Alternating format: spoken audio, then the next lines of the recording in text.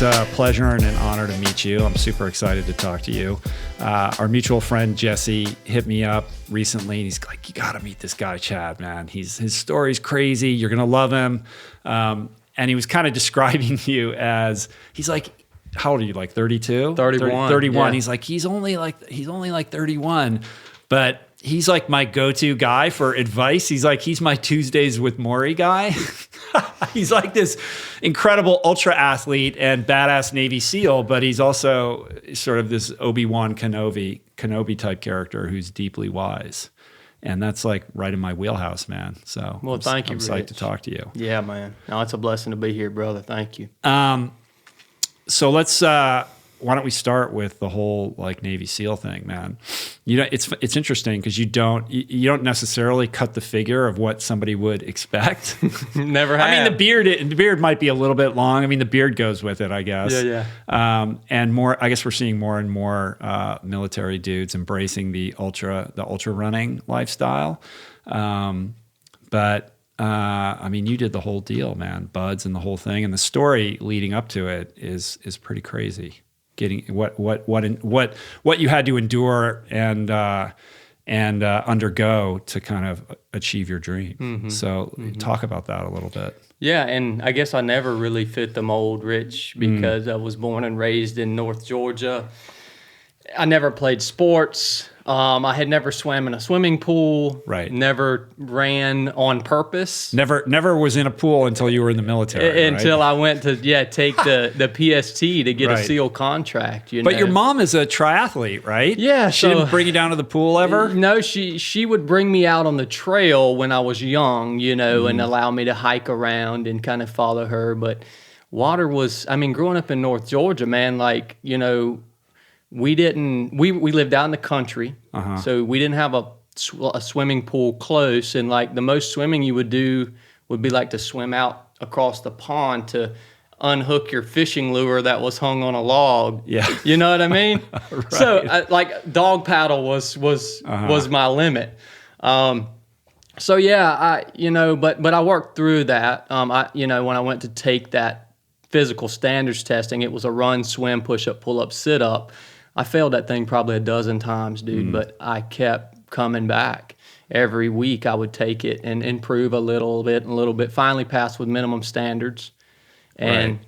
But where does the dream to become a SEAL come from? Well, I think for everyone it's different. For me personally, I had just graduated high school. And of course, this small town that I was living in, there's not a whole lot of, especially back then, there wasn't a whole lot of economic opportunities there. And I didn't like school. It just wasn't for me. Mm-hmm. So I went to work in the construction industry. And I did that for a few months. And I just had this moment one day where I'm sitting, in this just environment that I wasn't enjoying. And I realized that if I wanted more out of life, or if I wanted, financially, spiritually and everything as a whole package, I was going to have to step out of that environment. Yeah. And I realized that if I didn't make that move, that I was surrounded with was going to be my lot in life. And no like mentors or anybody like that? No really prior military, service in my family. It wasn't about me being a patriot at the time, nothing like that. It was just me wanting more out of life. Right. And, I'm always hesitant when I tell that story because I don't ever want to sound like I deserve more or that I'm better than anyone else, because there were a lot of guys that I worked alongside in that industry and they were happy with that life. And that's awesome. But I wasn't happy with it. Yeah.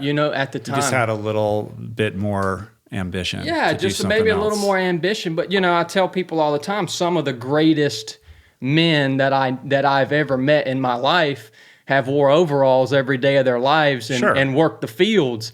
and they've raised a beautiful family, and they have this really happy, wholesome, complete lifestyle. But for me, I just wanted to kind of step out. So that's where the decision, I guess, was born. But you could have done a lot of different things in the military. Like, what was it about SEAL training? Man, I just saw Especially since you weren't, it's not like you were a football player. Dude, right? I just saw this thing online. I was sitting, like I said, I was looking on my computer and researching jobs within the military, and this thing just pops up talking about Navy SEALs, and I didn't really even know what Navy SEALs did, but it said this is the hardest military training in the free world. And it was like, for something clicked in my head, like, boom, this is what I'm going to go do. And I can't really explain why it was that one single thing. Right. But yeah, from that point forward, that became my mission. That became my entire dream in life, is to get on the start line and at least get a shot, to reach this goal that I had set for myself. So you sign up for the military, you head off, but it doesn't exactly go to plan. No, it didn't quite go as I planned. And so basically what happened, Rich, is you have to go through Navy boot camp before you go to SEAL training. Right. While you're in boot camp, they run you through a series of medical evaluations to make sure that your body is physically perfect. They're not going to send you off to this super arduous training unless they know you're good to go. So I make it all the way through boot camp, and the last day we have our big final training exercise, and that is wrapping up, and everybody's heading off to graduation. And my drill instructor comes to me and says, Chad, you need to go see medical. They found something that they need to talk to you about. So in that last moment, as everybody's going off to, to chase their dream and their goals, I'm walking over to medical I'm just a young kid and thinking, what in the world is this all about? And I walk in to this office, and the dive medical officer's standing there, and he says, Chad, we found a pericardial cyst on your heart. And he said, this is totally asymptomatic. He said, it was never going to bother you your whole life, but we're afraid when you go down to depth, when you're diving as a SEAL, that the pressure change could potentially burst that cyst on your heart. And he said, we can't let you be a SEAL. Yeah.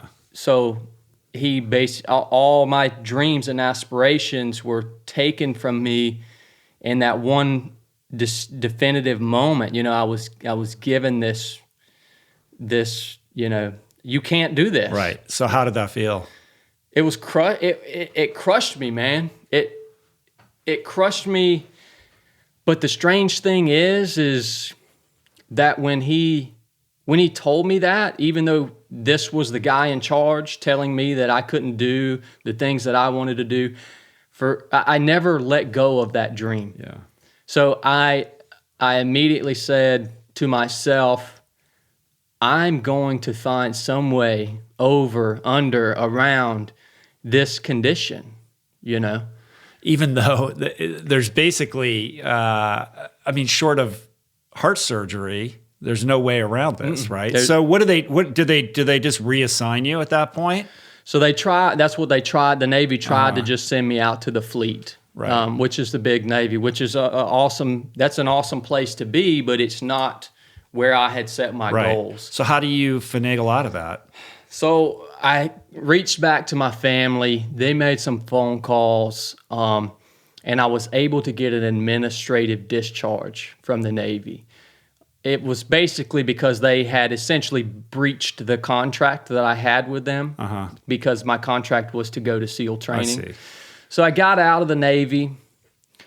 Like I say, I still had aspirations to be a SEAL, and the only avenue, like you said, Rich, was I got to have heart surgery. Right. So I start going to all these heart surgeons here in Atlanta, and every surgeon I went to told me the same thing that the dive medical officer told me. This is a rare condition. It's asymptomatic. We're not willing to accept the risk of performing this surgery. Even if you waived all of it.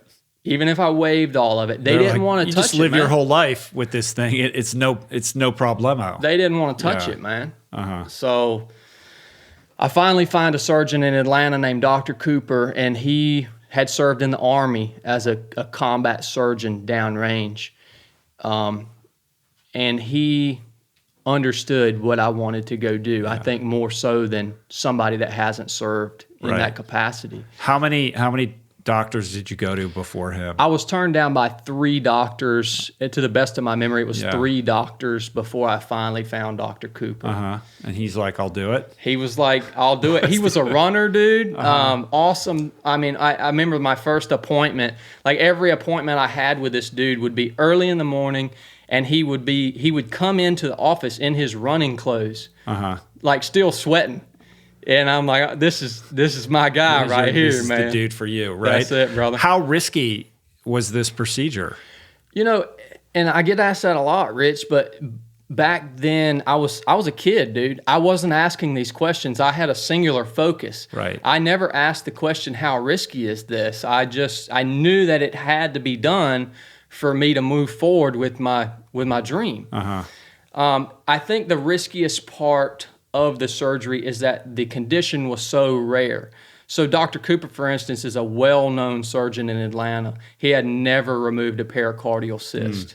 So it was he pretty much, I remember him pretty much telling me, okay, we've got a general plan, but we've never done this surgery before, so we're going to have to open you up and we're going to figure it out, when we get in there. Right. The best way to take crack this your off. sternum open that way, So like open heart? They actually detached my pec muscle, moved it up, and then went in through my rib cage. I see. To get to my heart. Yeah. Wow. Was there a moment beforehand where you thought, like, this is insane? There was one distinct moment. And it was actually the morning of the surgery, man. I was riding to the hospital with my dad at like 5 a.m. And I look over at my dad. I had this moment of doubt, and I look over at my dad and I said, Dad, do you think I should really go through with this? And he looked back at me, and without stuttering, he says, son, if you want to be a SEAL, you have no choice. Yeah.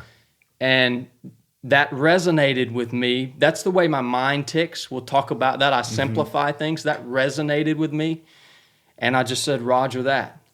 That was the truth. I had no other choice. Right. So fueled perhaps by maybe a little bit of naivete that comes with youth and that sense of being impervious and immortal when you're young. Totally, brother. Yeah. Totally. Right. So you get through it, and then what? You go back and just show up and say, I'm ready to go now? Well, it wasn't that easy. I get through it. The surgery was successful, but it was still a gamble because I still had to get waivers. I still had to get signed off. The Navy had to review the civilian medical documents, from the surgery and basically sign off on it. So this whole time I'm just gambling, man. How long did that take? I can tell you I was back in the Navy standing before the same dive medical officer that had disqualified me less than a year after surgery. So I walk back in his office, Rich, and he looks at me and he says, what are you doing back here, man? He remembered me because it was rare, so rare, and all this is written. This is public information. If you just Google Navy SEAL pericardial cyst, you can read how rare it was in the medical journal that doctor wrote. And so I hand him over the documents, and he looks them over, and I think that he really respected what I had done, the risk that I had taken. Right, like this is the kind of crazy we need here. That's right. And he understood it. The doctor understood it more than anyone else could have understood because he knew what was involved with the surgery. Right. Well, in the history of SEALs, had anybody else? You must be the first person to That was the first one. That was Yeah. the first case of a pericardial cyst in a SEAL candidate that's ever existed. Until now, people hear this. Yeah, until now. You know, right? All right, so you're back in. And then what? You just go from there into buds? Like, how does it work? Yeah, so luckily the Navy blessed me off, gave me the waiver I needed, and they did not make me go through boot camp again. I had got far enough along that they didn't make me go back through that process. So I'm in a holding pattern for a few months, waiting for the buds class to kind of class up. But yeah, pretty much. Essentially, I'm right back in, and I finally get to toe the line there at my biggest dream and aspiration that I've ever had. And brother, nothing was going to stop me. And there's like 300 people in a buds class?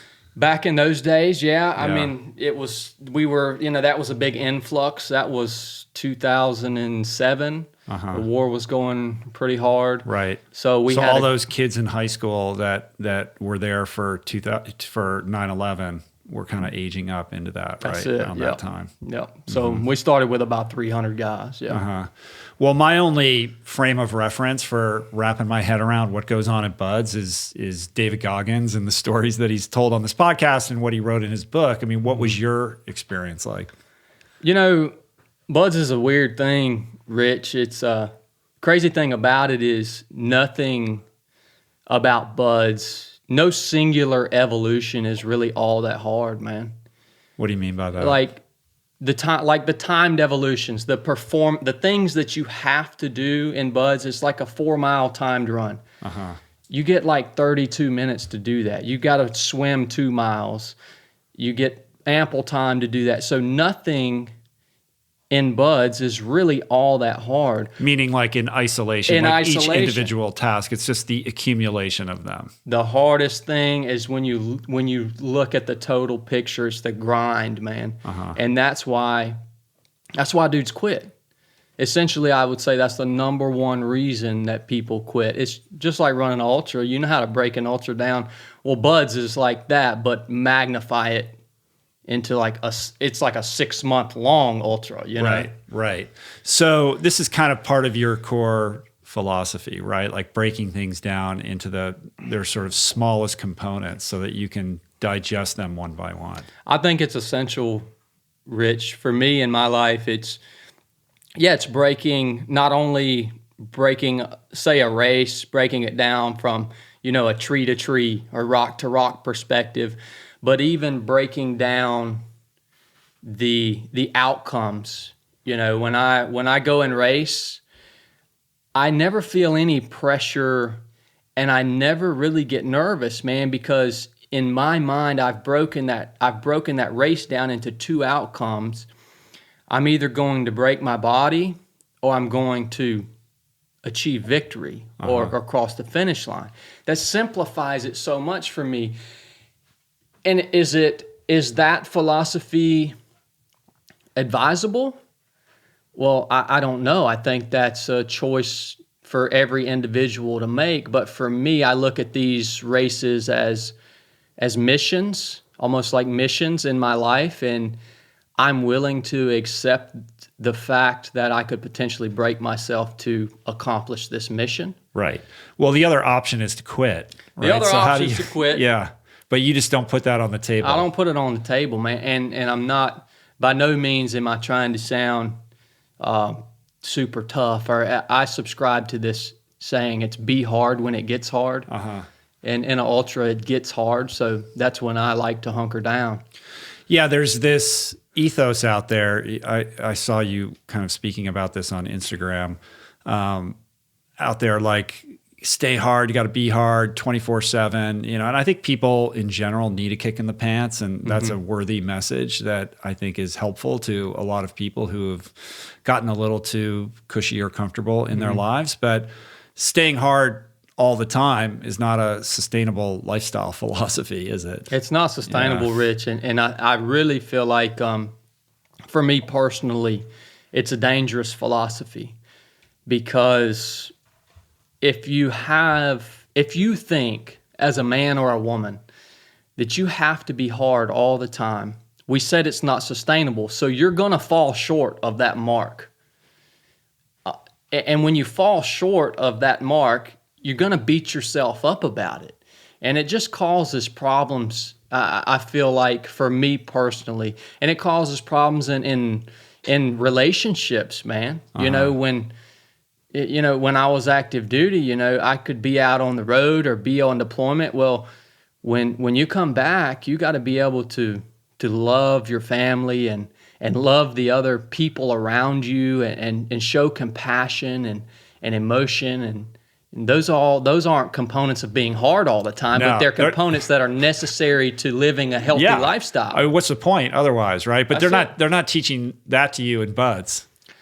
No, that's something that I had to learn. Yeah. Right? I mean, They they turn you into this, I don't want to say monster, but they turn you into what I guess society would call an alpha male in buds. Right, you know? right. So stay hard when it's appropriate to be hard, or when you need to be hard. Have a place inside of you that you can go to when it gets hard, and you can get the job done.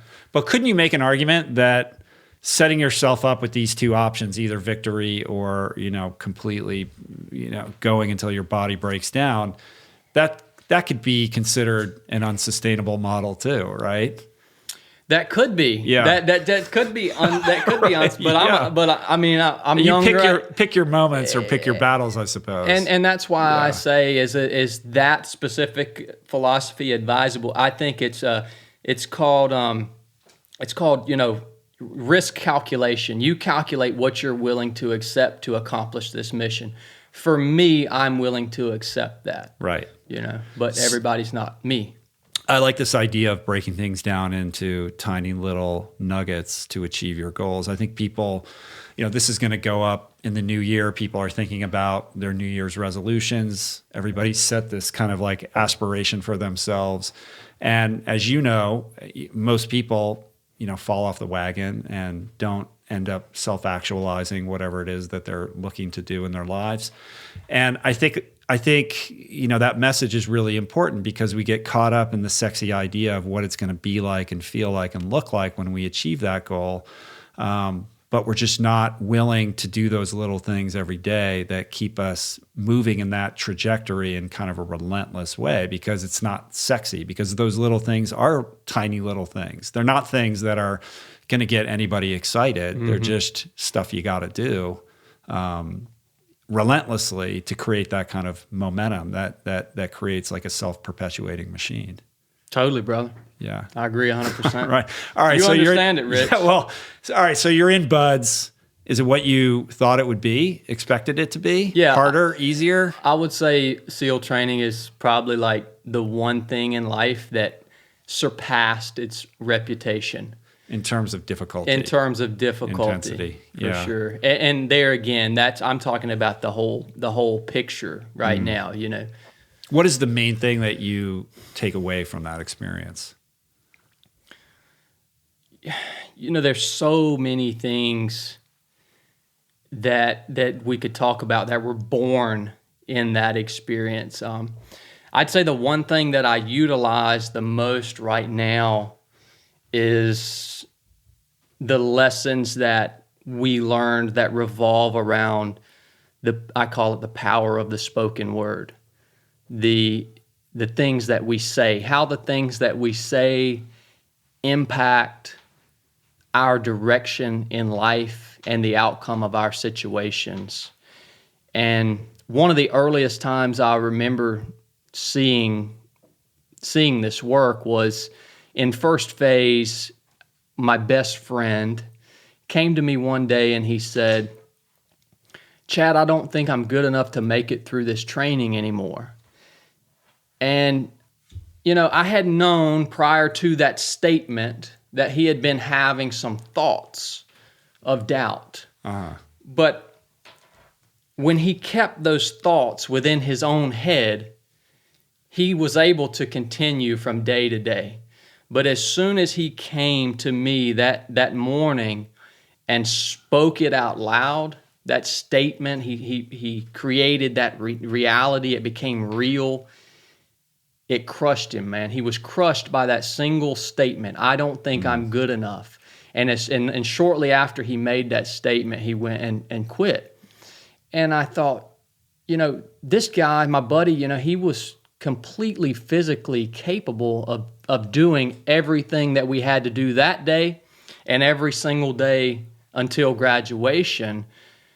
But those words crushed him, man. It was like the Rubicon. Once he crossed that, there's no return. Once you give voice to whatever it is, whatever demon is swimming around in your head, it gives it a power that you can't take back. There's something about the spoken word, man. And I think the written word has similar and equal power. But a lot of my lessons revolve around that spoken word, and now that lesson has transferred into ultra running. And I've seen that power of the spoken word push people beyond their conceived limits. So give me an example of practicing that.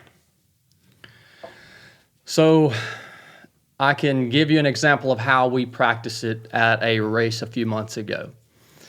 We were doing a last man standing race. Right. So is this the one with Jesse? No, this was one that I didn't do the one with Jesse. I had done one a few months before. Uh-huh. So I became acquainted with a young man named Thomas. Thomas had never ran more than a 10K race before, so it's about 6 miles. And me and Thomas kind of partnered up, and I thought I'm gonna mentor Thomas. And it starts to get, we had made it to like 15 hours. So is it one of those where you do a loop and you get a break and you have to do it in a certain amount of time? You just keep going until there's only one person left. Yeah. So it's 4.16 miles every hour on the hour until one man's left. Is this the race that you created? We actually hosted a race that was a similar format, but this was one I was actually competing in. Okay. So Thomas, the sun starts to set, and I look in his eyes, and I can tell he's hurting bad, man. He's almost done. And I told Thomas, I said, Thomas, I want you to do something for me. I said, I want you to just say, I will never quit. And Thomas looks over at me and he says, I'll never quit. And I'm like, no, man, I want you to yell it out loud and let everyone around here know that you will never quit. And I think Thomas kind of thought that it was cocky, but it wasn't about being cocky. It was about us creating this confidence and this reality for ourselves through the words that we spoke. So Thomas yelled, I will never quit. And then throughout the rest of that night, every time I'd see Thomas, we'd yell back and forth to each other, I'll never quit. Thomas ran over 100 miles that day. So from a 10K, he ran over 100 miles. Do you know what his goal was going into 100 miles. Oh, it was to run 100 miles. It was 100 miles. But, we had also made a pact with each other that, and I had made this for myself, but I brought Thomas on board that we wouldn't die in the chair during that race, that we would die out on the race course when our time came, battling for every step. So on Thomas's last lap, he reached his goal, and he said, he's sitting in his chair. He said, Brother Chad, he said, I got my 100 miles, man. I'm good. And I said, no, Thomas, we said we're not dying in the chair, brother. So Thomas rose up out of the chair, man, out of that. But he did speak those words out loud. He now you got to overcome that. Yeah, he overcame it. But he had reached his goal, essentially. He had every right to be there, but he had just had he forgot about don't die in the chair, And so Thomas rises up and comes back out, toes the line again, and he's running with me, and essentially waiting for my permission to end. Right. And we get out about 300 yards from the start line, and I say, all right, Thomas, you did it, brother. and then he didn't do it in the chair. The start line, man. You could have withheld that permission. And just Could have. see, you know, how much further this guy's going to go. I was so proud of him, though, man. It was amazing. So what do you make of that? Like, what is that about? Like, how is it like that the spoken word can carry that kind of power? It's, you know, I don't know. I don't know what, for me, something in a thought that's in your head, it's just a thought. It's not tangible to anyone else except for you. But when you speak something out loud, it actually becomes something real, something that can be measured. So it becomes something that's part of this reality that we live in. And I feel like that's what gives it the power of the spoken word. I feel like that's why it's so powerful, because as a thought, it's essentially, it's not part of this reality that we're living in, but as soon as you speak it, it becomes real. Right. That's where I find the power at, man. So the practical application of that, or the practice of it, is to be very measured or judicious in what comes out of your mouth, and to be careful that to be mindful of the words that you speak, such that whatever is coming out of your mouth is you know, a positive affirmation that underscores the goal that you're trying to achieve. I think you have to be constantly conscious of it, man. And that's something I practice in my own life. And, you know, I take it kind of, some people would think, to the extreme. You know, I don't curse. I'm a Christian, but that's not a Christian thing. It's because none of those words in and of themselves have a positive meaning. So I try to stay constantly in control of my rudder. I look at my tongue as my rudder. Yeah. Do you ever fuck that up?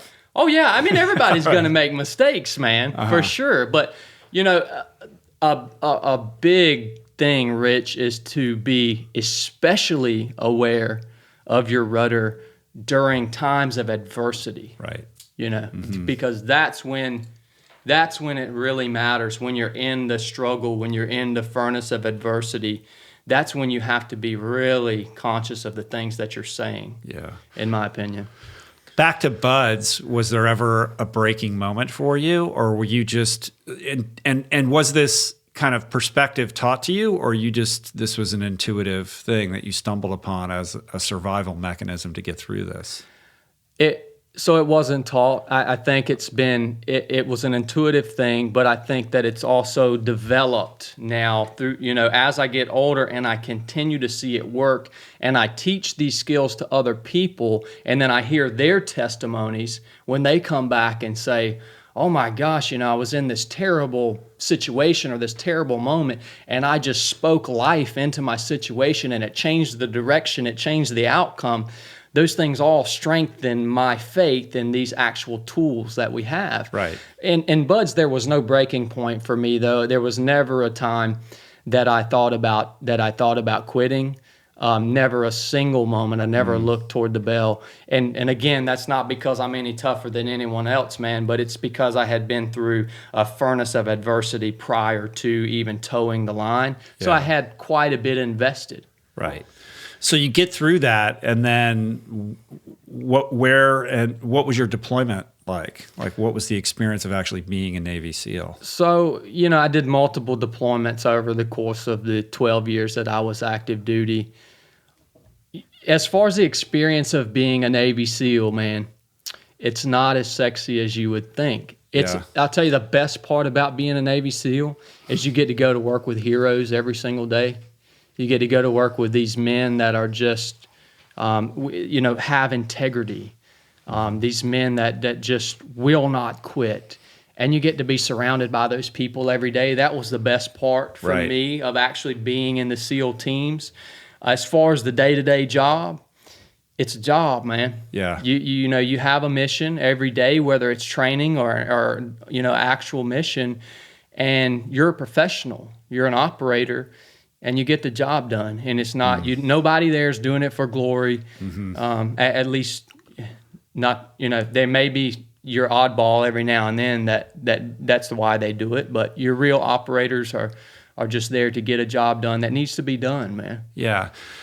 We're in an interesting time now where kind of prior to maybe a decade or so ago, nobody who was a Navy SEAL or a Special Forces soldier really talked about that experience publicly. But then somebody cracked the seal on that and wrote a book. And then there's been kind of this tremendous amount of interest in what that experience is like. Lots of books, lots of people who have become public speakers, and these things turn into movies and television shows. I don't know how much you're allowed to talk about your actual missions or deployment, but there is kind of a public lens on this life that didn't exist probably when you began all of this. So how do you think about that as somebody who is, an alumnus of that experience? I'll tell you, Rich, that's a really interesting question. And I think that the times that we're in, the times we're living in right now, the more complicating life becomes, the more complicating our society becomes, the more we have these devices, we have social media. The more complicating life becomes, the more people are hungry for the lessons that we've learned as not only as SEALs, but in ultra running. I think that's why ultra running is making this huge jump right now. I think we're living in a time, man, that people are hungry for these lessons and for this pure mentality. And I could be just as happy, Rich, if I moved to the mountains of North Georgia and lived in a cabin and never spoke to anyone other than my friends again. Yeah. But I feel like I would be doing a disservice to my brothers and sisters, everyone within our community, everyone that listens to this, if I didn't at least come and share with you the things that I've learned and the things that have worked for me. Yeah. So do you consider that a call to service? Yeah, it's like, for me, it's like continued service. It's like this is how I continue my mission, is by sharing the things that I've been given, man. Right. Well, I think we are, in a moment where, we've never seen people as lonely and kind of, mentally discontent as they are. Mm-hmm. And yet we're more prosperous than we ever have been before. It's not about I can't buy the television. It's about this social contract that we've created that prioritizes comfort and luxury and ease above the things that actually make us happy, which is connection with other humans and experience and living outside of your comfort zone and tackling obstacles and challenges. And also, I think it's sort of not socially acceptable to kind of tell people the hard truth, in polite conversation. And here comes all these Navy SEALs who are like, that's bullshit, man. If you want this, then you're going to have to do that. Like they're not mincing words. They're just telling you what you actually really need to hear if you feel like you're in a rut or you're trying to, achieve a better life for yourself. That's right, Rich. And Rich, there's a lot of days that go by that I never talk about being a SEAL. Like when I come on these podcasts to talk about SEALs, like Navy SEAL stuff, there is a aspect of it that makes me uncomfortable. Really? To be honest with you. Because why? Because we were trained to be silent professionals. Right. And that's what we are the whole time we're active duty. You are a silent professional. And now I think the important thing for me now is to remember the fact that I'm not sharing these things with you because for my own glory or to put myself on a pedestal. I'm sharing these things with you because I love you and I want you to have everything that you want. I want you to be able to achieve your goals. And you may be able to do that without me, but if I can help you in any way, shape, or form, that's my mission, man. I get that. I believe you too. Does it feel a little bit like a betrayal then to talk about it, given that you were trained to kind of zip it? I don't feel like it's a betrayal, because here's the thing, Rich. We're not sitting here talking about the missions that we did. We're not sitting here talking about the bad things, the war and the things that happened there. We're talking about tools that we can apply in our day-to-day life. Right. If I was sitting here talking to you about some mission overseas and the intricacy and the details of that would be a betrayal. But we're not talking about tactics, man. Right. I'm not telling you anything right now that an enemy could listen to at some day and get an advantage over the guys that are still in the fight right now. Do you understand that? Yeah, I get that completely. Yeah. So yeah. I don't feel, that's why I don't feel like I'm betraying anyone. Yeah, I get it. So other than don't die in the chair and, break things down into what's, immediately in front of you to do, like what are the other, and the spoken word thing, like what are the other like big lessons that you want people to understand? I'd say another essential message that people might take the wrong way. I use this now in ultra running, and we used it back, in training, is don't give a voice to your pain or suffer in silence. That was a mantra we had in the teams, and that is not at all related to mental or emotional pain. I'm talking about physical pain that you feel during times of self-inflicted adversity. And it's helped me tremendously in ultra running. When you're deep into a race, man, and everything hurts, and you look over at your buddy, and when you look over at your buddy, remember that your buddy feels the same pain that you're feeling. So what service are you doing to him or to yourself if you say, gosh, man, this hurts so bad? Like, he already knows it hurts, man. And that was how we operated, going through buds.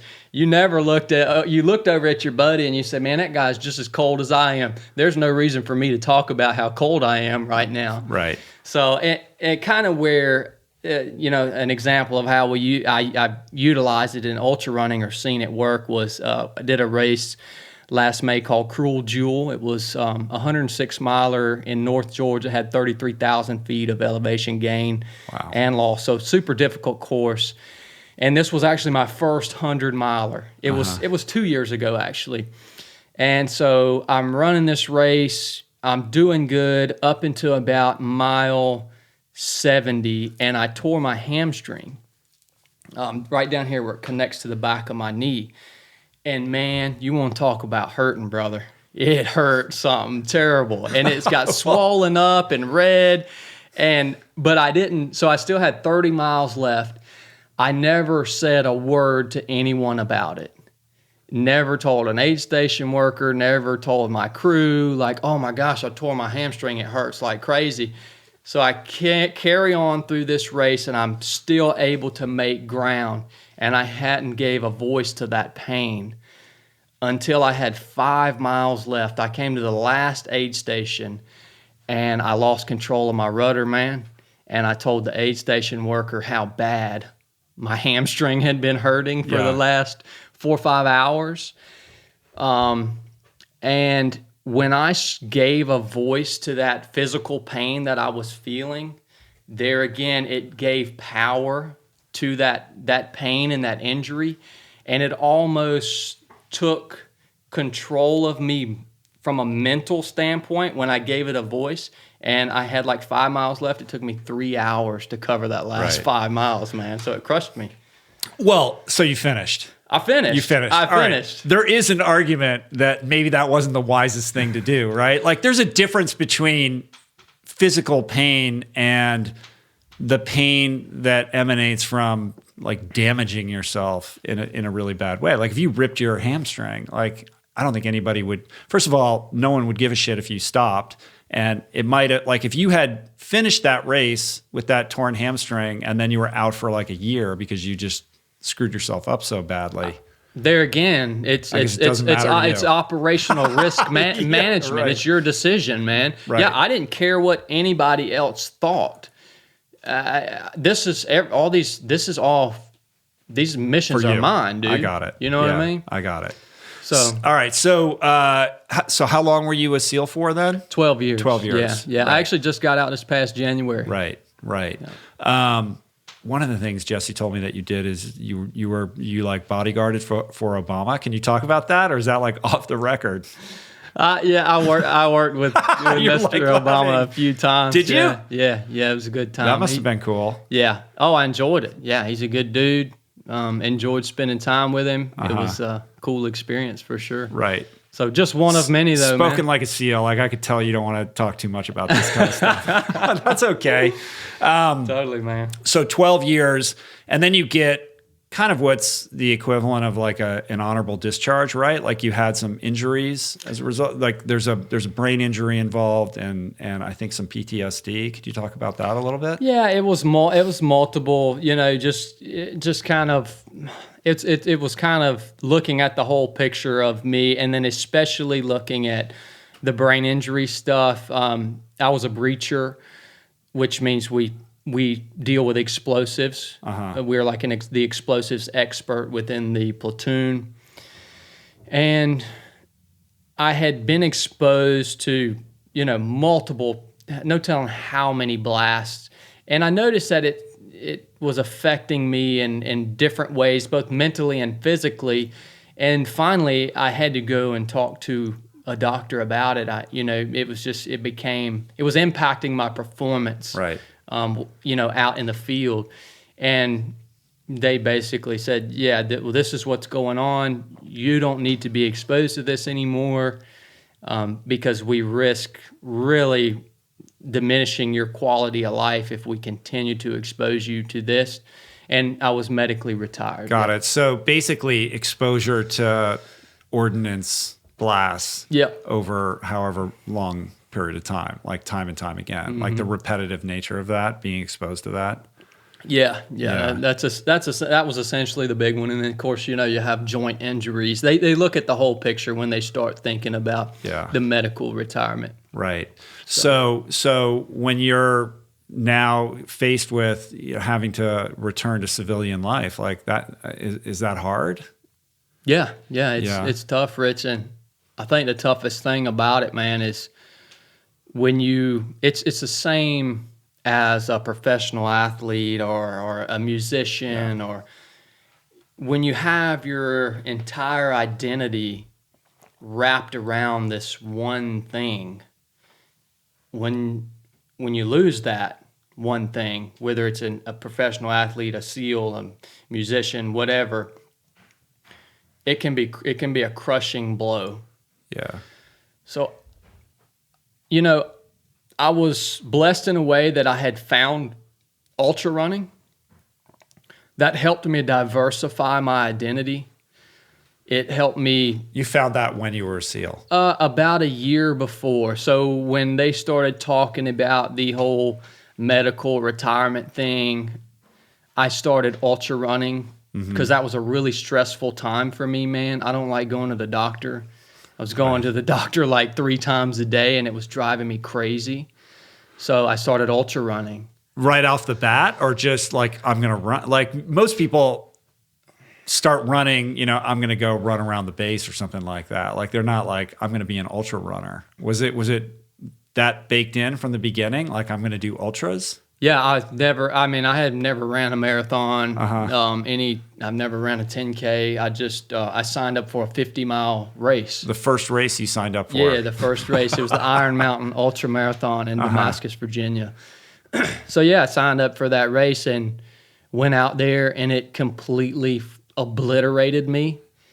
But I saw the community there. Like I really loved the community, like that grassroots feel. It's almost like family, dude. Like when I'm out on the trail, I'm calling guys like brother, sister, and because I legitimately view them as my brother or sister. It's like family. I loved it. And I loved how that event crushed me. It like broke down all these barriers that we have built up, you know, between each other. Man, when you're out there and you just crush yourself, all these barriers just crumble.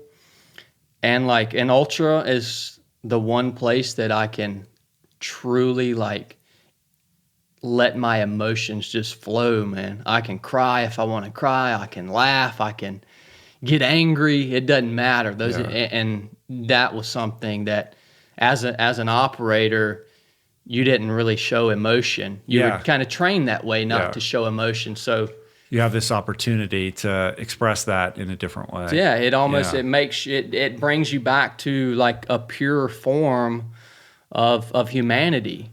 Yeah, it's almost like that's what you needed in order to be integrated once again, and you found a way to figure that out through this vehicle of running. That's it. Yeah. So, wow. But yeah, it was still when I finally was separated from the Navy, it was still tough, man, because I was still, in a sense, when I got out of the Navy, I was still trying to like hang on to all those things that I had done as a SEAL. And I was trying to depend upon those things to like move me forward into my future life. Right. But I had a vision one night, man, and I was able to let go of all that old stuff, because a ship doesn't sail on yesterday's wind, right? And when I had that vision and I was able to let go, it allowed me to then propel myself into the life I'm living now. Right. Well, if you think we're just going to blow by the fact that you have this vision without me asking you about it, you're insane. So tell me about this vision. Yeah, man. I'll tell you about it. And I this is probably the first time I've talked about this publicly, but I'm in that place where, like we talked about, I'm hanging on to all this old stuff, thinking that this is going to move me forward in life from a career standpoint, from a social standpoint, you know, still kind of hanging on to that identity. And I'm laying in bed one night and I'm just frustrated, Rich. And in my mind's eye, as I'm laying in bed, I'm awake, and I see a scroll appear in front of me in the center of my vision. And on that scroll was written everything that I was hanging on to. It was like a resume, essentially. And as I'm looking at this scroll, I'm like, "What in the world?" Like an ancient papyrus scroll or something. Totally, man. Yeah, it was like an old scroll. And so I'm reading. Okay, this is basically my resume, all this cool stuff I've done. So around that scroll, these clouds, dark clouds, started to build. And as those clouds were building, that scroll began to shrink. Well, what those clouds, it came to me in that moment, those clouds represented the presence of my God. And as the presence of God built around this scroll, it shrunk and it continued to shrink, and the presence of God continued to build, and the scroll got so tiny that I could no longer read the words written on the scroll. So what do you make of that? I have some ideas, but like tell me how you interpreted that. So how I interpreted that was, my God was telling me in that moment that, Chad, I can do so much more than what you have done, but you've got to let go of these things that you're hanging on to. If you want to let me work within your life and propel you forward into your new mission, you've got to let go of these. And when I had that revelation, when that was revealed to me, the message of that vision, I no longer looked at that scroll as a resume. I looked at it as a tomb. They were actually things that I thought that could propel me forward, but they were actually things that in reality were going to hold me back. Yeah. So I gave it all. I was able in that moment when I figured out the message here, I was able to let it all go and move forward now into my future with just this clean and pure perspective, and just let go. And right. And I'm also able now to really see the design within my life, the things that are orchestrated obviously by something larger than me, more powerful than me. But I couldn't see that before, man, because I was depending upon myself for everything. Right. I mean, that's a beautiful spiritual experience. What I see in that is somebody who was holding on very tightly to this story, this identity, who you tell yourself you are, and like kind of hanging your ego on these pegs, based on these experiences that you've had. And the journey forward to wholeness, to this next chapter, was to surrender all of that, to like lay it down at the feet of God, right? Like basically to set aside your ego and just be open to possibilities and kind of wipe that chalkboard clean. Totally. That's a hard thing to do. It is. I mean, like when I was in rehab, I kind of had my own version of that, like learning how to, really surrender. And I think for somebody who is a type A personality, or somebody who look, clearly you had this dream of becoming a SEAL and nothing was going to get in the way of that. And the only person that was going to make it happen was you. So you were somebody who was kind of crafted, sort of born out of this willfulness, like self-will, right? And I'm sure you have a million things that you can point to in your memory and experiences to say, I would have died had I not done that, or I took care of that, and it's all me, me, me. But in order to broaden your life experience, ultimately you have to realize the limitations of self-will, and that really, in reality, self-will is your biggest limiter. But that's something that's very difficult to let go of for somebody who is accomplished, or somebody who, knows how to set a goal and achieve it. Yeah. And it was essential for me to be able to let, I'm not saying, it was essential in that moment because I had, that part of my identity had ended and I had to move forward. Right. But you hit the nail on the head, Rich. I mean, that is the perfect interpretation of that vision. You speak it so much more eloquently than I do. I like your version, but I want to talk about your faith more, because I think it's super interesting. I mean, first of all, you have this wild story, one of the catalysts that brought you into your spiritual perspective. Can you share that? You know what I'm talking about? Oh yeah, yeah, man. Right, yeah. So yeah, I mean, you weren't born and bred, reading the Bible every day, right? Like this is a newer thing. It is, Rich, and I'll talk to you about my faith, but I want to preface it with this: by no means am I telling anyone what they should do. All I can do is tell you what has worked for me, and why I can tell you the stories of why I believe how I believe. That's all there is to it, brother. I appreciate it. So yeah, when I essentially, and I'll use some Jesus talk now. Okay. when I had my come to Jesus moment was actually while I was overseas, and I had no spirituality that wasn't a part of my life, man. Had no connection to a God. Didn't grow up with it in the house. It was. I have to say it was on and off as we were coming up as children. But at that point I had branched off and I was living my own life, man. I had me personally. I had no personal relationship to a God. Yeah.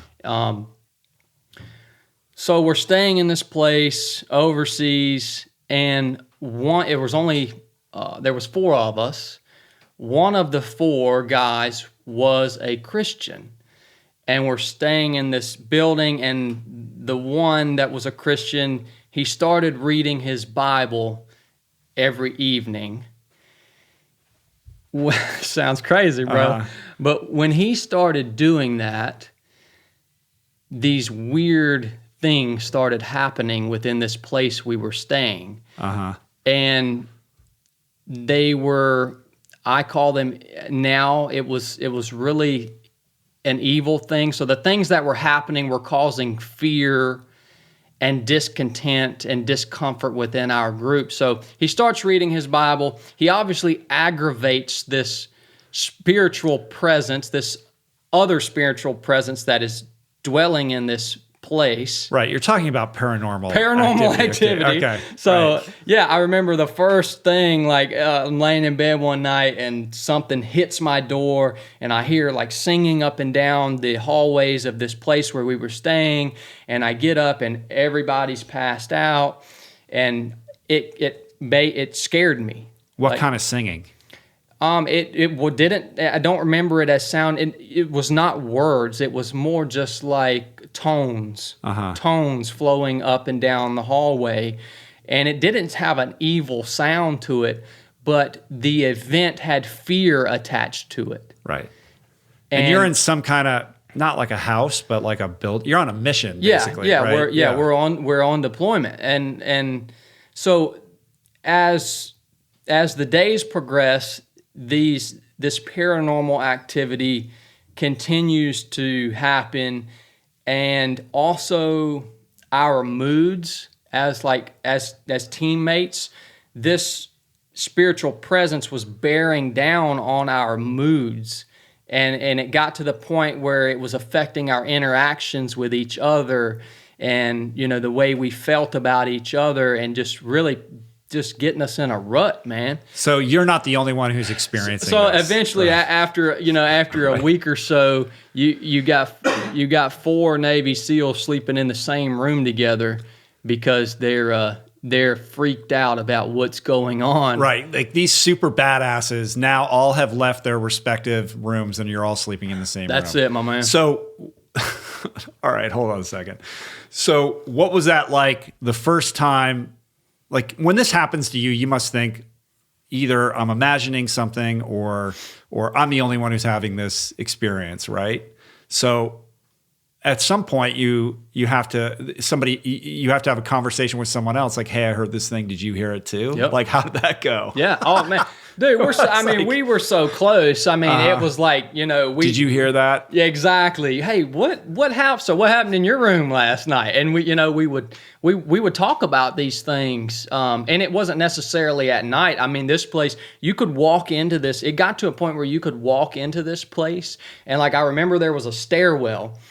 And like the stairwell went up and then it cut back.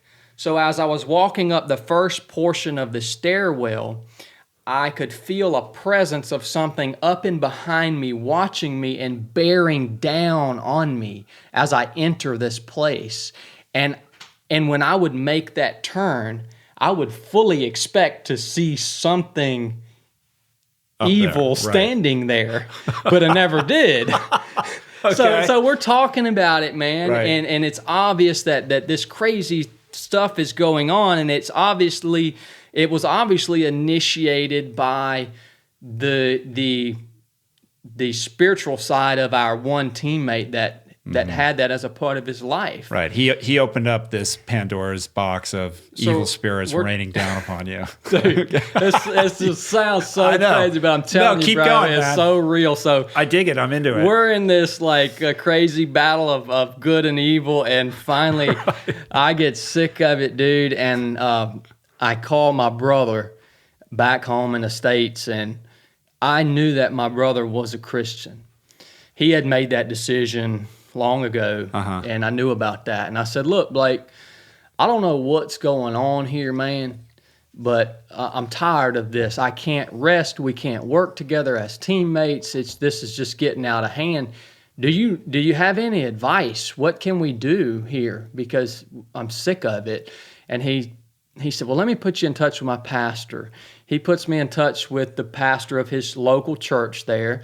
That gentleman calls me back overseas and says, hey, I got an idea of what's going on here. Will you put me on speakerphone and allow me to walk around this building, and will you allow me to pray over this space? Essentially, he's going to perform an exorcism, right? Okay, man. Yeah, all right. Totally. So I'm like, I actually, when this went down, I waited for everyone else to leave because I thought that even though this was so real to all of us, like I'm taking it like a step too far, man. Right. And you're like all of 2 days into Bible study at this point, right? Or That's something? it, man. Yeah. Okay. Yeah. So I walk around this building with this guy that I don't know, never met before, praying over this area. And then he says, "Hey, go get some olive oil, and we're gonna anoint the door." And I'm like, "All right, bro, come on, man. Yeah. Get some olive oil, pour it in a little cup." He continues to pray, and I just take my finger and anoint the door of the place we were staying in. Like the outside door. The outside door. And also the door to the room that we were staying in. Right, yeah. okay. And so after I did this, man, complete and total peace returned to this place and to our mood, our relationships within our team. It was like I can breathe again. That's bananas. And so it blew me away, and I was like, okay, there is some power here. Maybe I should look into this because of this experience that I just had. It was so real. So I went out and bought me a Bible, and I started digging into the teachings of this guy named Jesus. And throughout the rest of that deployment, there were things that happened that really set my faith into concrete. Give me an example of that. I'll give you one single example. We were out playing one day, and we were in this waterway that was filled with trash and dead bodies. And I was water skiing on a spine board for fun. And I fell off and fell into this water with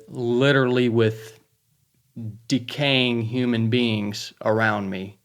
It's just the terribleness of the place that we were in. And I get a gut full of this water. And I get back up on our vessel, and I shouldn't have been doing what I was doing in the first place. Right. But our medic starts freaking out. He's like, "Dude, this is bad. Like this is not good."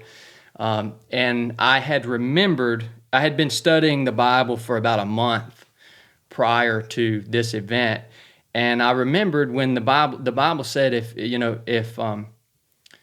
you'll speak my words out loud, if you'll remember the scripture and use it, it'll work for you. That's essentially a simple message of the Bible. And I had remembered a scripture that said, "No pestilence or plague shall come near unto me."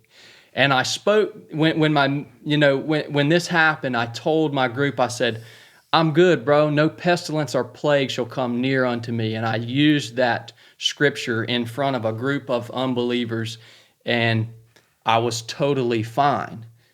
From that point forward, never had any sickness or issues. Sick. Now that could potentially be coincidence, but that's just one example. And so these things continue to happen throughout deployment. Then I get home, and my wife was dying from a disease called addiction, and I had this newfound faith.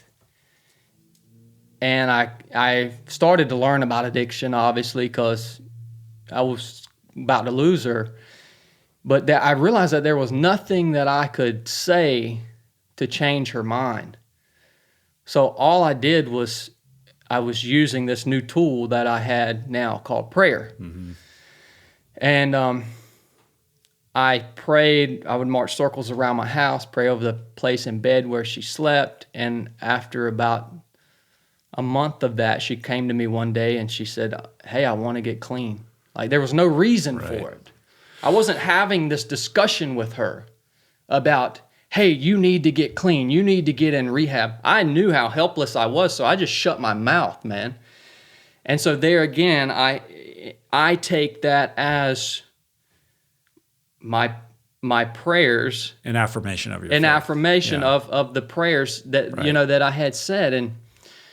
And, of course, there's going to be 10,000 people listen to this and just say that's all coincidence. It doesn't matter. This is your experience. Yeah, it's just my experience, man. And that's what I'm saying. All I can tell you is the design that I've seen within my life.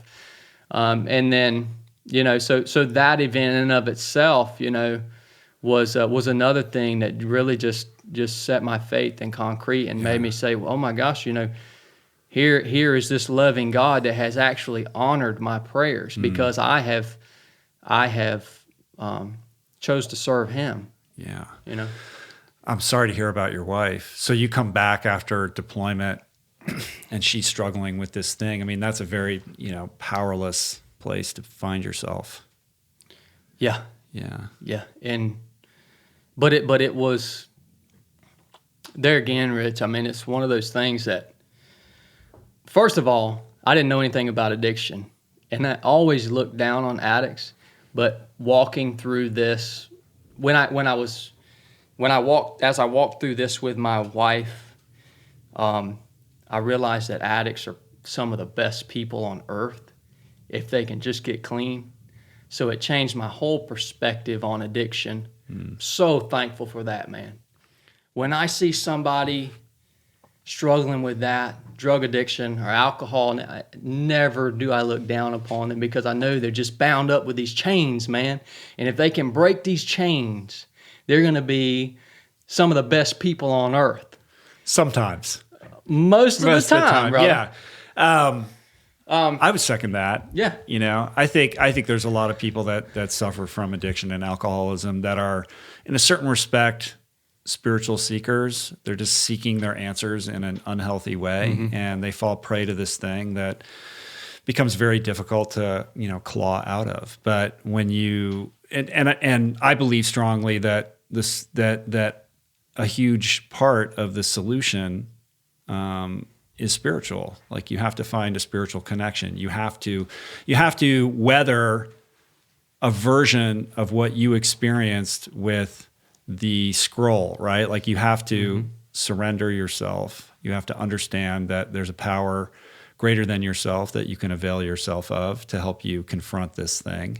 And it's about relinquishing the ego and self-will. That's a big part of it, I think. So she's okay now, though? She's sober? Oh yeah, she's doing awesome. And I'll tell you, Rich, it's there again, we went through that furnace of adversity together within, as a married couple. Right. And of course her portion of that was a lot more painful than my portion. All my pain came just through watching the pain that she was going through. I can only tell my side of that journey. Of course. But we went through that together, Rich, and we came out the other end, brother, and we got the best marriage on earth. Like, she's my best friend in the world, and everything is just wonderful. But it's because we can really appreciate the time that we have together now. Yeah. So adversity's a tool, man. Yeah. That's all it is. Well, one of the things that you've talked about that I love and I agree with completely is this idea that the intensity of adversity tends to ratchet up or increase the closer you get to accomplishing the goal, right? It's almost like, the closer that you got to becoming a SEAL, you got thrown this thing that seemed like it was an impossible obstacle that you had to overcome. Or the closer you get to the finish line of an ultra, that's when, it becomes the hardest. And I look at that and I see it getting played out time and time again, and no matter what people are trying to accomplish or achieve. And it's, I think of it as like a spiritual test. Like, okay, this is the thing that you want. We're going to work towards that. But before I let you have it, let's just make sure that you're actually ready for it, Well, not only is it a test, but it's the laws of nature. Okay. Did you know, Elaborate. Did you know, Rich, that we can look at these things around us, this nature that we live in, and that you can take principles from nature and see the application in life? So what you just said, did you know that this is a fact, that the darkest and coldest part of every single night is right before the dawn breaks? Mm-hmm. That is the darkest and coldest part of a night. And you know that from ultra running, man. Yeah. Man, when you get to those hours that are like 3, 4, 5, right there before the dawn is about to break, oh my gosh, it is, if it's wintertime race, you know, that's the coldest part of the night, man. Right. And so that's a law of nature, and all that stuff transfers into life, in my opinion. I look at the lessons within nature and see the parallels in life. You know? So what is the relationship between your faith and ultra running? Like, what does that interplay look like for you?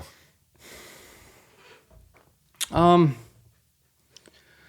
think a big part of talk about faith. Faith in and of itself, Rich, is all that word means to me is that I believe in something bigger than myself that I can't see or put my hands on. I think the better question that I could answer is, how does ultra running help me from a spiritual, physical, and emotional aspect? So from a body, soul, spirit aspect. So I don't feel like ultra running in any way impacts my faith. It doesn't make me believe any more or less in a God, but it does help me from a body, soul, spirit standpoint, which then in turn brings me closer to God, but doesn't necessarily, it allows me to listen to Him and be in tune with Him more so than I could without ultra running, you know? Right. So ultra running, Rich, essentially when you're ultra running, it is a body and soul exercise. And for a lot of people, it's also a spiritual thing. But when you're ultra running, you are you're bringing your flesh into subjection. You're making your flesh, your body, do what you want it to do. So you're training the body, you're making it stronger, you're building that discipline. And from a soul perspective, the soul being the mind, will, and emotions, that's what our soul is. It's what do we want to do or not want to do? How do we feel about a certain activity? You're disciplining your mind, will, and emotions, and you're bringing the aspects of your soul also into subjection. And then from a spiritual standpoint, for me, just being in nature, what I would call God's creation, is how it nurtures me from a spiritual standpoint. All these trees and plants and stuff, man, all this stuff's alive. Yeah, man. It's all alive, man. Yeah. So I love that. That was beautifully put. I would imagine that you didn't expect to have that kind of broad perspective when you signed up for that first 50 miler, right? Like, how did you come into this love affair with this sport? Well, there again, for me, Rich, it was that first one. That was it. That lit was you it. up. It was that it just broke me down. It broke these walls down. It was that body, soul, spirit type thing, and I was able to identify how ultra running was helping me master, nourish, and maintain those three aspects of me as a human. And also the community. I loved the community. That was another big one, man. Well, I would imagine a big part of having to kind of weather the transition into civilian life is that you don't have these guys that you have such an intimate relationship with, like these teammates, like the brotherhood and all of that is sort of gone, and you have to figure out another way to build that into your life. Right. So that community, I'm sure, played a part in that. And there is something very specific about ultra running that when you're trying to answer these big questions for yourself, like, okay, well, what am I going to do now with my life? All that solitude and that connection with nature is a great way to kind of wrestle with those questions to try to find the answers for yourself. It is. It is. Yeah. Yeah. And dude, you talk about that solitude and that connection with nature, you know, I get so much energy from the living things within nature. Like, it's happened to me only twice, but I can distinctly remember 2 times I was leaning against a tree for a long period of time, and I actually was able to feel the life and almost personality of this tree like pass through me or into me. I could feel it right in here where my heart is, and like you're having a psychedelic experience. like, yeah, but I've never done drugs before, man, but it was I think your brain is dripping DMT in your telling you, system or man. something like that. You have all these visions and all this stuff. I realized that this stuff is alive, man. Like, we can get energy, we can get perspective, we can get that from nature and the things that are living in nature. So that's a big, like, But to see it, like, there's something about ultra running that strips away, you know, everything, you know, that gets in the way of being able to have that connection. Yeah, totally, man. Yeah. So I think that's a big part of it. Those walls, Right. you know, tearing those walls down. But there's a difference between, hey, you know, I like this ultra running thing, and like winning races and just like doing these super crazy race. Like, you've created quite a career for yourself as an ultra runner. Like, you've been super successful. I want to talk about this Revenant race. Can we talk about that? Yeah, we can talk about the Revenant. Yeah. Yeah. Was that last year? When did you do Yeah, that? that was last year, and then I'm going You're gonna go back? this year, obviously, to give it another go. But the Revenant is a very unique event held on the South Island of New Zealand. And the basic format of the race, it's 4 50-kilometer loops, but it's all off trail, and you have to navigate the course with map and compass. So it's very similar. I'm sure you've heard of the Barkley Marathons. Yeah, of course. It's Barkley gets all the press, but this Revenant one sounds even harder. Yeah, every race it's hard to say which race is harder than the other because they all have their specific, difficulties. But yeah, the terrain on the South Island, New Zealand, is very, very hard to get through. It's very harsh environment. And then also too, you have weather.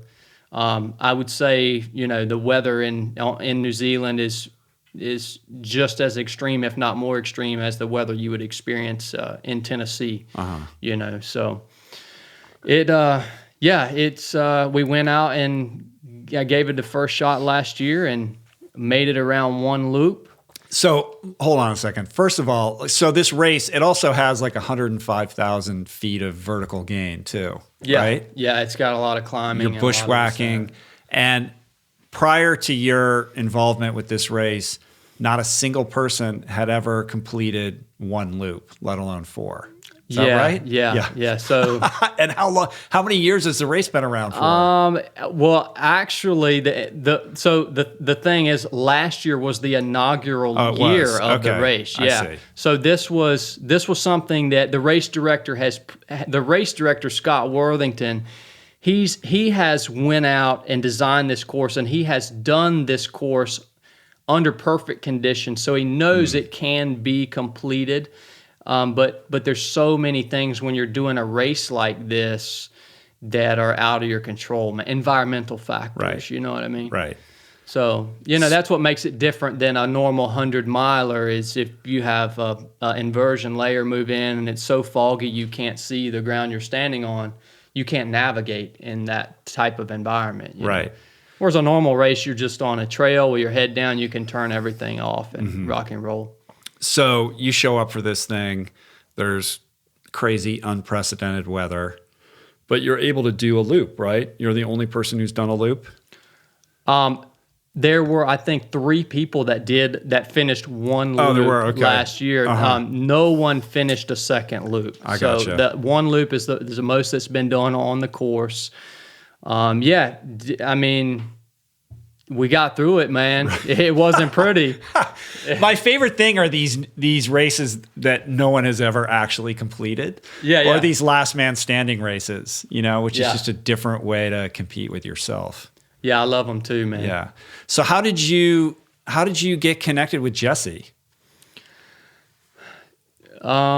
Jesse was training for a last man standing event. And he actually hit me up on Instagram. I just had created this newfangled Instagram account Right. Okay. last May. So yeah, he hit me up and said, "Hey man, You can't be on Instagram when you're a Navy SEAL. no, totally, man, totally." Right, yeah. So my buddy was like, "You got to do this Instagram thing," and so I got on there. And Jesse hit me up. It's been a blessing.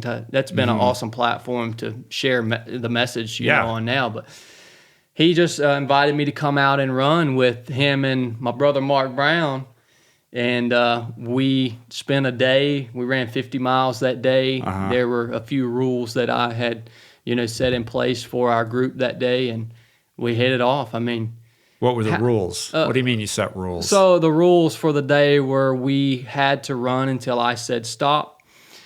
I didn't want them to know where the finish line was because we were really trying to replicate the environment that they were going to experience at the Last Man Standing event. We had to share one thing every hour that we were thankful for with each other. That's cool. 3 grown men. Yeah. It might sound silly, right? No, I think that's cool. Yeah, it was so cool because like when Jesse or Mark would share something that they were thankful for, it might have been something that by no means applies to my life, but just them expressing that thankfulness like gave me a boost of energy. Yeah. So that was the point in that exercise, was to really keep our speech revolving around things that we were thankful for and things that positivity. Right. Last rule, no cussing. Same stuff, spoken word, man. So right. Yeah, we ran 50 miles together. The bonds that form in those times. And that was it. And that was it. I mean, how could you not like being around Jesse and you don't know Mark yet? No, but yeah. Well, both of them. For man. those that are listening, we got the 2 guys here sitting like right off camera. So, and Jesse is such an amazing person. He's such a beautiful and also charismatic, natural leader, and he's just all about the group. You know what I mean? You spend 15 minutes around Jesse, you're gonna feel like you can conquer the world, man. I know. He's very gifted. I'm so thankful for his friendship, and he's taught me so much. You talked about Jesse saying I was his like go-to guy. Well, Jesse's also my go-to guy. It's a friendship. We just share with each other the lessons that have worked for us. Right.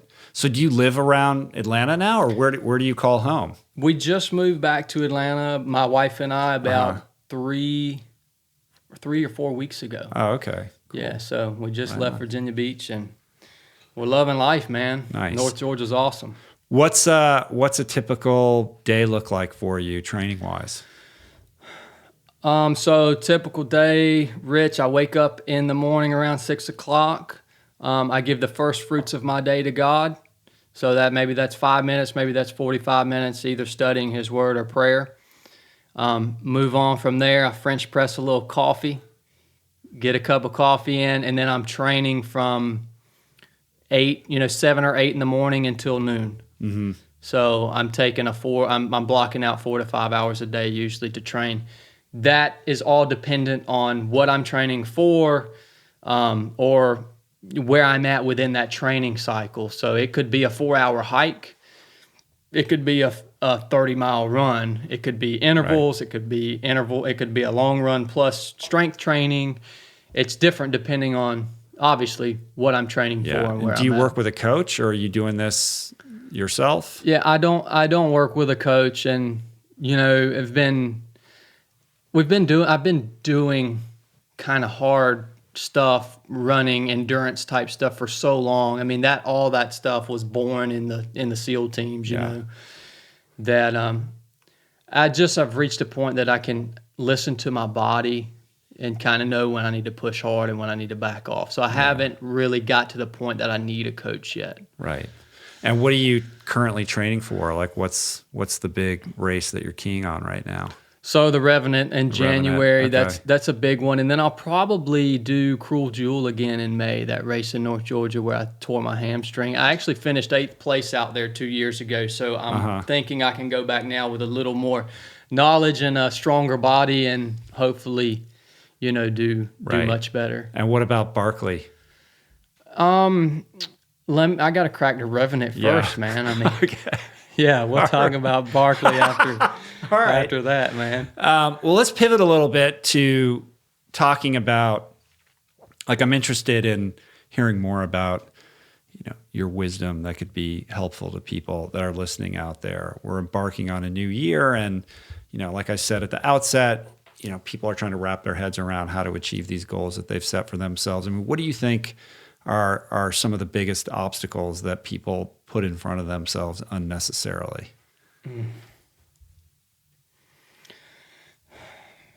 So one of the big ones for me personally is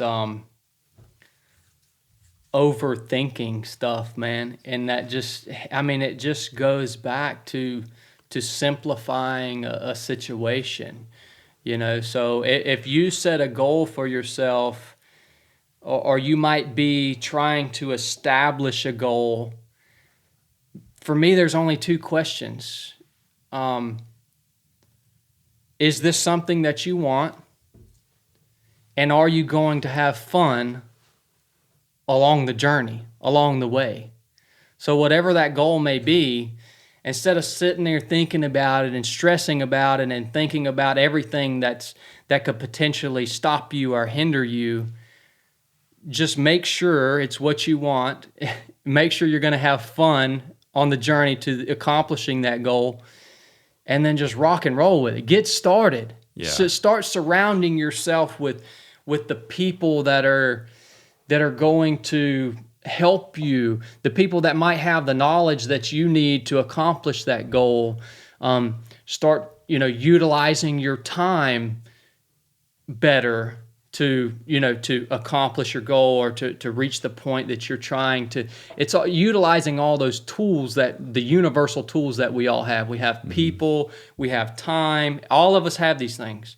Some of us may have a little more than others, but that doesn't matter. What about the guy who sends you a DM on Instagram and says, man, I'm so inspired by all these things that you've done. I'd love to run an ultra one day, but my life's too busy for that. Oh man. You have time for what you make time for, man. Your life, that to me is not a valid excuse, dude. Here's the thing, that specific question, I just did a month ago, I did 2 back-to-back 100-mile races. I did a 100-miler called the Georgia Jewel. I placed 2nd place there. The week after that, I did another 100-miler with Jesse. So back-to-back. Prior to those races, the 3 months prior to those races, I had only averaged about 20 miles per week of training. Wow. So the time commitment, people just blow up the training cycle that they think has to precede these races, man.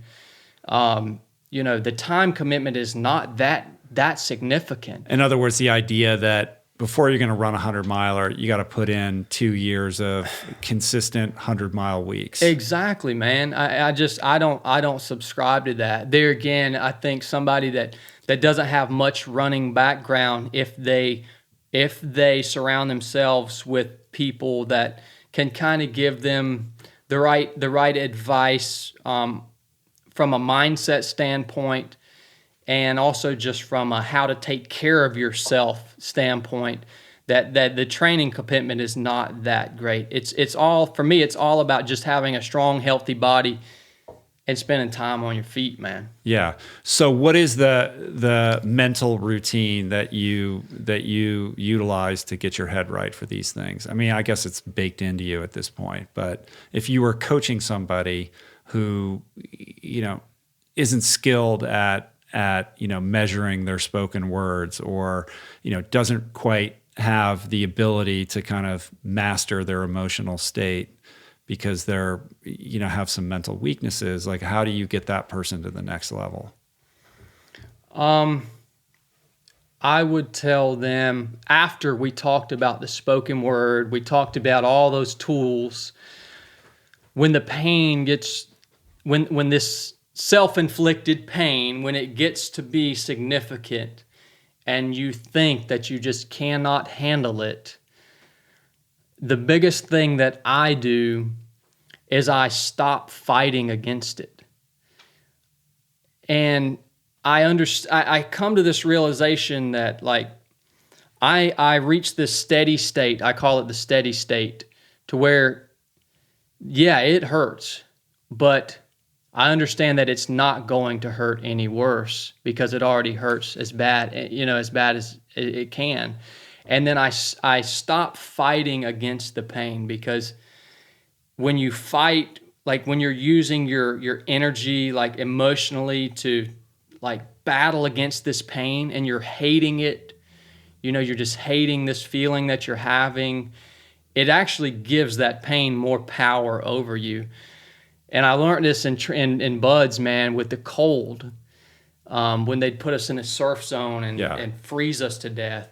It's like, when you would fight against the cold, you just got colder and you were just more miserable. But when you just accepted the fact that, all right, I'm cold, and you just let that feeling just pass through you, it's like freeing. You free up this well of energy that you can then use to carry on with your mission. Right. And how does that play out in other areas of your life outside of running? How does that, outside of running?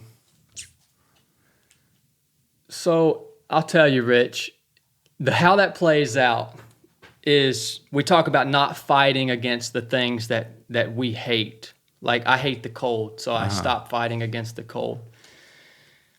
In my life, or in all of our lives, we only have a certain amount of energy every single day. So we choose how we want to use our energy. Every interaction that we have, every post we make, every email we respond to, every word we say is a withdrawal from our tank of energy. I try to remain constantly aware of how I'm using that precious energy.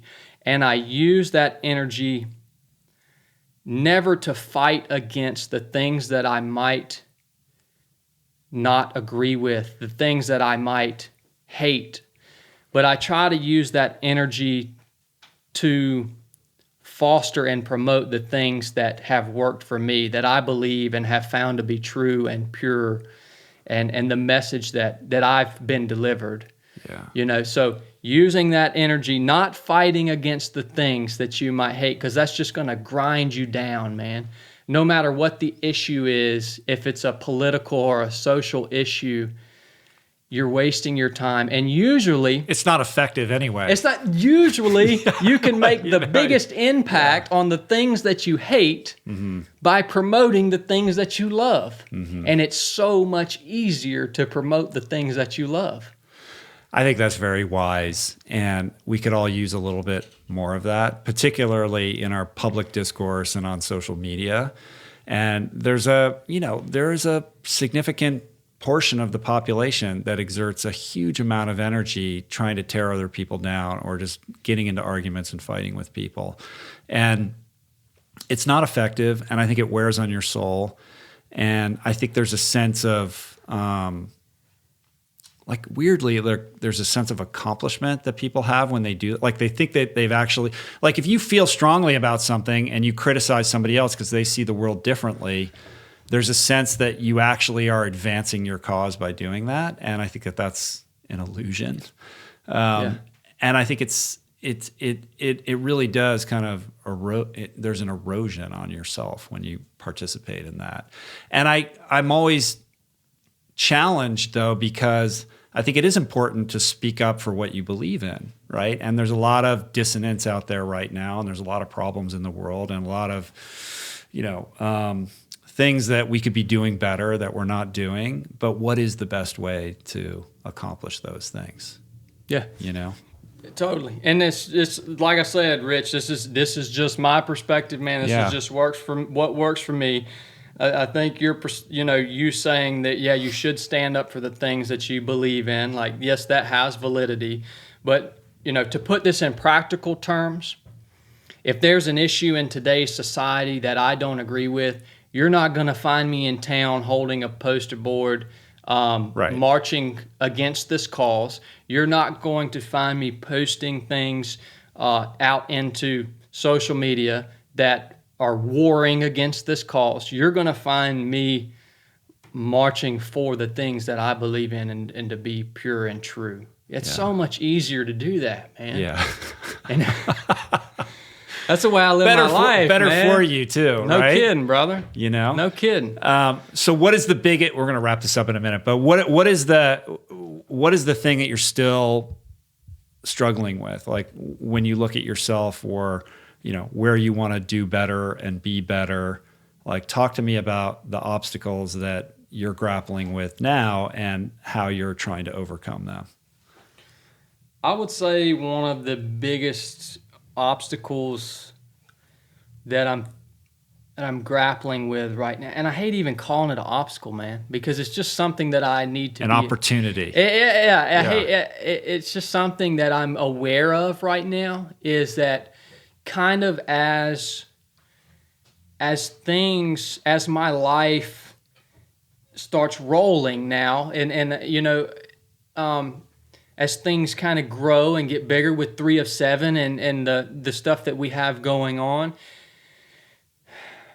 the biggest thing that I try to remain aware of is I never want all this, all the stuff, like all the social media and just all the phone calls and the emails. I never want that to get in the way of or tarnish the purity of myself or the things that my message. Yeah. You know what I mean? So that's something that that's tricky. That's hard. I'm so aware. Yeah. I just try to stay aware of that, man. Mm-hmm. And not that I'm famous or anything on any. I'm not even close to that. But things, are the influence with 3 of 7. We get, I get messages every day, and it takes time to respond to all that stuff, and I have to say, okay, this 4 or 5 hour block in the morning, this is non-negotiable. This is my time to go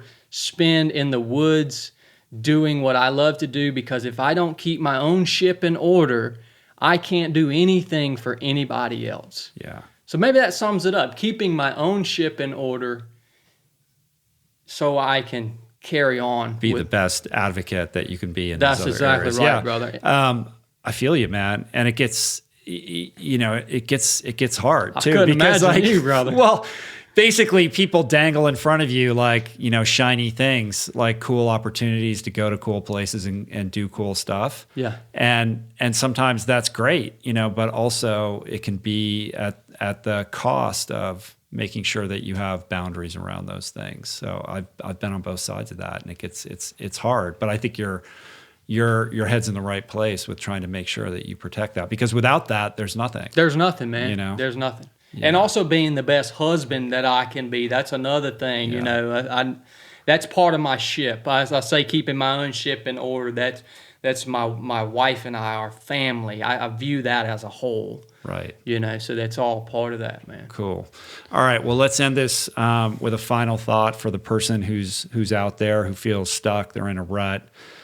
Maybe they're not happy with their job, or they're trying to get off the couch and move their body for the first time in a long time. Like, how do we cattle prod that dude or that young lady to get after it a little bit more? Come on, man. Oh my God. Bring us home. Rich, man, I am not much of a I'm ready to hire you as my life coach. Come on, man. I am not much of a cattle prodder. That's the thing, Rich. I mean, like I say, I'm so hesitant to give advice or to try to tell someone what to do. I mean, I guess I could just keep it super simple and go over the things we talked about. Simplify things. Don't be afraid to put yourself in adverse situations, because that's where you're going to grow as a human being. The decisions you make in times of adversity, self-inflicted or totally out of your control, are the things that those decisions define who you are as a human.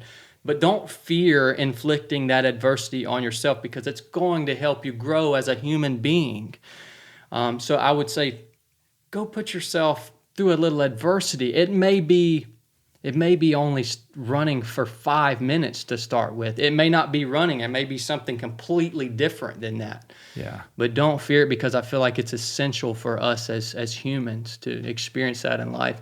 And the last thing that I would say is, if you're struggling emotionally from that kind of aspect, is take a look at your body, soul, and spirit. Look at those 3 aspects of your humanity, each as a single lane. And think about, what are you doing on a day-to-day basis to master, nourish, and maintain your body, your soul, and spirit? And usually that can be used as a diagnostic to see, okay, I am lacking here. I'm lacking and I need to get some help with my emotional side, my will, what I want and don't want to do. Do I want to get out of bed in the morning? Do I not want to get out of, Right. that type of stuff. And then the spiritual side, that can be, it doesn't matter what it is. It could be spending time in nature. For me, it's spending time in God's Word. It could be anything, Right. Well, for somebody who is very reluctant to provide a little, I guess I called it a cattle prod, but a little wisdom and advice, I think that's very beautifully said, man. Thank you, Rich. I appreciate it, brother. Thank you for coming here today. I appreciate it. And thank you for your service. And please come back and talk to me some more, man. Roger that. I dig it. Next time we got to go running though.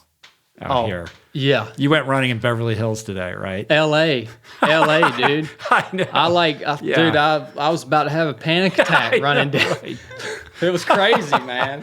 That's pretty good. So I'm thankful to be out here in the country today, man. Next time, this is, I joked with you ahead of time. This is the North Georgia of Los Angeles. That's it, my man. Next time, you know where to hang out and stay. Thank you, Rich. Peace. So if people want to connect with you, Instagram's the best place for them to find you? Yeah, Instagram. It's you can put it in the show notes. It's CHADWRIGHT 278 is my Instagram handle. And then also, if you're interested in more about 3 of 7 Project, that's just 3of7project.com. Right, and you can find that on Apple Podcasts and all that kind of stuff. So the podcast portion is 3 of 7 Right. Podcast, and that's on Apple. But the blog and all that kind of stuff. You can find the podcast on the website 3of7project.com. Right. So you can find it. If you're meant to find it, you'll find it. It's easy. Cool. All right, man. Thank you, brother. Thank you, Rich. Peace. God bless you, brother. Thanks.